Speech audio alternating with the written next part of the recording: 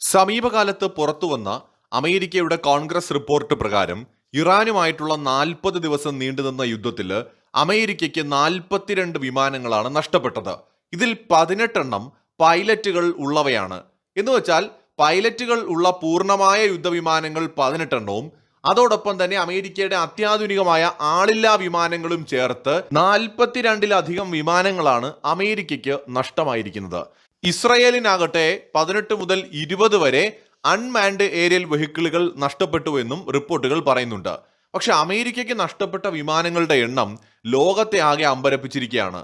ഇപ്പോൾ ഈ വാർത്ത നമ്മൾ സംസാരിക്കുന്ന സമയത്ത് അമേരിക്കയുടെ സ്റ്റേറ്റ് സെക്രട്ടറി മാർക്കോ റൂബിയോ ഇന്ത്യയിൽ വന്നിട്ടുണ്ട് കേട്ടോ. അതിന്റെ വിശദാംശങ്ങളെ കുറിച്ച് നമുക്ക് മറ്റൊരു വീഡിയോയിൽ സംസാരിക്കാം. ഫൈറ്റർ ജെറ്റുകൾ 6 അമേരിക്കയ്ക്ക് നഷ്ടമായത്. അതിൽ 4 F-15E സ്ട്രൈക്ക് ഈഗിൾ വിമാനങ്ങളും ഒരെണ്ണം F-35A വിമാനവും ഒരെണ്ണം ഒരു A-10 വിമാനവുമാണ്. സഹായത്തിനും നിരീക്ഷണ ആവശ്യങ്ങൾക്കുമായിട്ടുള്ള വിമാനങ്ങൾ 7 നഷ്ടപ്പെട്ടു എന്നാണ് സൂചന. അതായത് KC-135 ടാങ്കറുകൾ നിറയ്ക്കുന്ന വിമാനങ്ങൾ നഷ്ടപ്പെട്ടിട്ടുണ്ട്.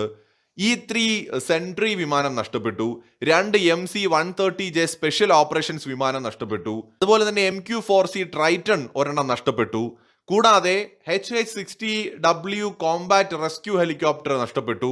അതോടൊപ്പം തന്നെ MQ-9 റീപ്പർ 24 നഷ്ടപ്പെട്ടു എന്നും റിപ്പോർട്ടുകളിൽ പറയുന്നു. കൂടാതെ തകർന്ന F-15 വിമാനത്തിന്റെ തിരച്ചിലിനും രക്ഷാപ്രവർത്തനത്തിനുമായിട്ട് നിയോഗിച്ച 3 UH-60 ബ്ലാക്ക് ഹോക്ക് എന്ന് പറയുന്ന ഹെലികോപ്റ്ററുകൾ ഇറാനുമായിട്ടുള്ള വെടിവയ്പിൽ കേടുപാടുകൾ സംഭവിച്ചതായിട്ടും റിപ്പോർട്ടുകളുണ്ട്. എന്നാൽ ഈ ബ്ലാക്ക് ഹോക്കുകളെ കുറിച്ച് കോൺഗ്രസ് റിപ്പോർട്ടിൽ പരാമർശമില്ല. വിമാനങ്ങൾക്ക് പുറമെ താടുമായി ബന്ധിപ്പിച്ച പല അത്യാധുനിക US ഗ്രൗണ്ട് റഡാറുകളും മറ്റ് മുൻകൂട്ടി മുന്നറിയിപ്പ് നൽകുന്ന ഏർലി വാർണിംഗ് റഡാറുകളും ഇറാൻ ആക്രമിക്കുകയും നഷ്ടപ്പെടുകയും ചെയ്തിട്ടുണ്ട്.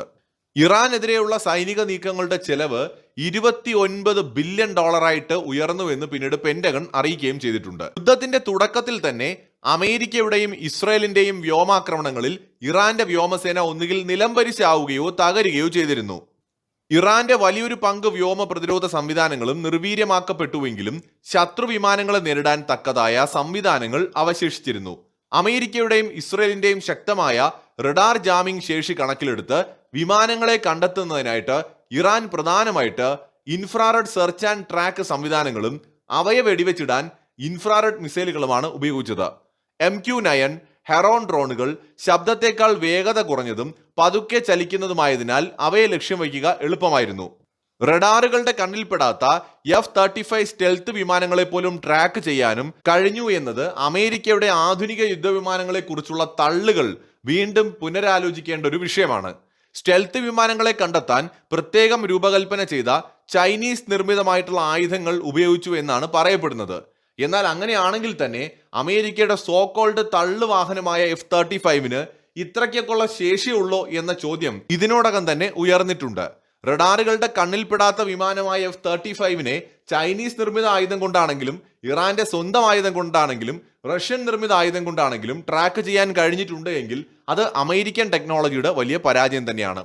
യുദ്ധത്തിന്റെ ആദ്യത്തെ 4 ദിവസങ്ങളിൽ തന്നെ ഗൾഫ് മേഖലയിൽ അമേരിക്കൻ വിമാനങ്ങൾ സർവീസ് നടത്തുന്ന ഏതാണ്ട് എല്ലാ സൈനിക താവളങ്ങളെയും ഇറാൻ ആക്രമിക്കുകയുണ്ടായി. വീഡിയോ ദൃശ്യങ്ങളുടെയും ഉപഗ്രഹ ചിത്രങ്ങളുടെയും വിശകലനത്തിൽ നിന്ന് വ്യക്തമാകുന്നത് പല ആക്രമണങ്ങളും റഡാർ കമ്മ്യൂണിക്കേഷൻ സംവിധാനങ്ങളെ ലക്ഷ്യം വെച്ച് തന്നെയാണ് നടന്നത് എന്നാണ്. ഗൾഫ് റീജിയണിലുള്ള അമേരിക്കയുടെ പല ബേസുകളിലും കാര്യമായ നാശനഷ്ടമുണ്ടായി. യുദ്ധത്തിനായിട്ടുള്ള എല്ലാ തയ്യാറെടുപ്പുകളും എടുത്ത് മുന്നോട്ട് നീങ്ങിയ അമേരിക്കയ്ക്കാണ് ഈ നഷ്ടങ്ങൾ ഉണ്ടായത് എന്നത് അമേരിക്കൻ ടെക്നോളജിയുടെ മേൽ തന്നെ ഒരു ചോദ്യചിഹ്നമായിട്ട് നിൽക്കുകയാണ്. സൗദി അറേബ്യയുടെയും UAEയിലെയും കുവൈറ്റിലെയും ഒക്കെ നിരവധി കേന്ദ്രങ്ങൾ അമേരിക്കയുടെ സൈനിക കേന്ദ്രങ്ങളാണ് ആക്രമിക്കപ്പെട്ടത്.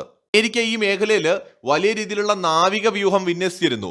ഖത്തറിലും UAEയിലും അതുപോലെ കുവൈറ്റിലും ഒക്കെ ആയിട്ട് ആ പരിസര പ്രദേശങ്ങളിലൊക്കെ തന്നെ സൗദി അറേബ്യയുടെ ഭാഗങ്ങളിലും അമേരിക്കയ്ക്ക് വലിയ നാവിക വ്യൂഹങ്ങൾ ഉണ്ടായിരുന്നു. എന്നാൽ ഇതെല്ലാം തന്നെ പിന്നീട് അമേരിക്കയ്ക്ക് അവിടെ നിന്ന് സ്വയം മാറ്റേണ്ടി വന്നു. കാരണം ഇറാന്റെ ഡ്രോൺ ആക്രമണങ്ങളെ ഭയന്നിട്ടാണ് ഇങ്ങനെ ചെയ്തത്. അമേരിക്കയുടെ പല റഡാറുകളും വലിയ വിമാനങ്ങളും തുറസായ സ്ഥലങ്ങളിലാണ് കിടന്നിരുന്നത്. ഇതിനാൽ തന്നെ ഇറാൻ ഇവയെ ആക്രമിക്കുക കുറെ കൂടെ എളുപ്പമായിരുന്നു. മാത്രമല്ല അമേരിക്കൻ സൈനിക താവളങ്ങളെയും എണ്ണ നിലയങ്ങളെയും തകർക്കാൻ ഇറാൻ ഡ്രോൺ കൂട്ടങ്ങളെയാണ് ഉപയോഗിച്ചത്. ഇതിനെ നേരിടുന്നതിൽ അമേരിക്കൻ സിസ്റ്റംസ് അമ്പെ പരാജയപ്പെട്ടു.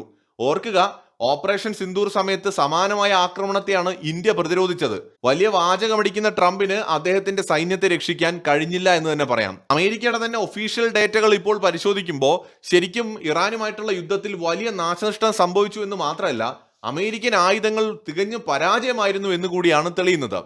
തുടക്കത്തിൽ പെട്ടെന്നുള്ള വിജയം പ്രവചിച്ചിരുന്നുവെങ്കിലും ഇറാനെതിരെയുള്ള US വ്യോമതന്ത്രം കടുത്ത വെല്ലുവിളികൾ നേരിട്ടു എന്നത് വ്യക്തമാണ്. ഇറാന്റെ വ്യോമ പ്രതിരോധ സംവിധാനങ്ങൾ പൂർണ്ണമായി തകർത്തെന്ന ഔദ്യോഗിക അവകാശവാദങ്ങൾ തെറ്റായിരുന്നുവെന്ന് പിന്നീട് വ്യക്തമായി. ടെഹ്റാന്റെ ഡ്രോണുകളും അതുപോലെ മിസൈൽ ലോഞ്ചറുകളും 50% ഇപ്പോഴും അവരുടെ കൈവശമുണ്ട് എന്നും വ്യക്തമായിട്ടുണ്ട്. ചുരുക്കത്തിൽ ഈ യുദ്ധത്തിൽ അമേരിക്കയ്ക്ക് കനത്ത തിരിച്ചടി ഉണ്ടായി എന്നുള്ളത് മാത്രമല്ല, അമേരിക്ക ആകെ മൊത്തം നാണം കെട്ടു എന്ന് തന്നെ പറയാം. അതുകൊണ്ടുകൂടിയാണ് ഇത്രയും കാലം പുറത്തു വിടാതിരുന്ന ഏലിയൻസുമായി ബന്ധപ്പെടുന്ന വളരെ പ്രധാനപ്പെട്ട വിവരങ്ങൾ അമേരിക്കൻ ഭരണകൂടം പുറത്തുവിട്ടത്. ഈ ഏലിയൻസുമായി ബന്ധപ്പെട്ട അമേരിക്ക പുറത്തുവിട്ട കാര്യങ്ങളിൽ കുറച്ച് ഗൗരവമുള്ളതുമുണ്ട്. അതിനെക്കുറിച്ച് നമുക്ക് മറ്റൊരു വീഡിയോയിൽ വിശദമായി തന്നെ സംസാരിക്കേണ്ടതുണ്ട്. വളരെ ഗൗരവമുള്ള കാര്യങ്ങൾ അതിനകത്തുണ്ട്. പക്ഷെ ഇത്ര കാലം അമേരിക്ക അത് പുറത്തു വിടാതെ ഇപ്പോൾ പുറത്തു വിട്ടത് അമേരിക്കയ്ക്കുണ്ടായ ഈ നാശനഷ്ടവും തിരിച്ചടിയും ഒന്നും അമേരിക്കയ്ക്കകത്ത് ചർച്ചയാവരുത് എന്ന ട്രംപിന്റെ കുബുദ്ധിയിൽ നിന്നുണ്ടായതാണ്. കാരണം അമേരിക്കൻ ജനത ഈ നഷ്ടങ്ങൾ ചർച്ചയാകാതിരിക്കണമെങ്കിൽ അവരുടെ ഫേവറേറ്റ് ടോപ്പിക് ആയിട്ടുള്ള ഏലിയൻസുമായി ബന്ധപ്പെട്ടുള്ള എവിഡൻസുകൾ പുറത്തുവിടേണ്ടതുണ്ട്. അതുകൊണ്ടുകൂടിയാണ് ഒന്നിനു പുറകെ ഒന്നായിട്ട് ഇതെല്ലാം അമേരിക്ക പുറത്തുവിട്ടത്. ശരിക്കും അമേരിക്കൻ ടെക്നോളജിയുടെ വലിയൊരു പരാജയമാണ് നമ്മൾ ഇറാനുമായിട്ടുള്ള യുദ്ധത്തിൽ കണ്ടത്. മറ്റൊരു വീഡിയോയുമായി വീണ്ടും കാണാം.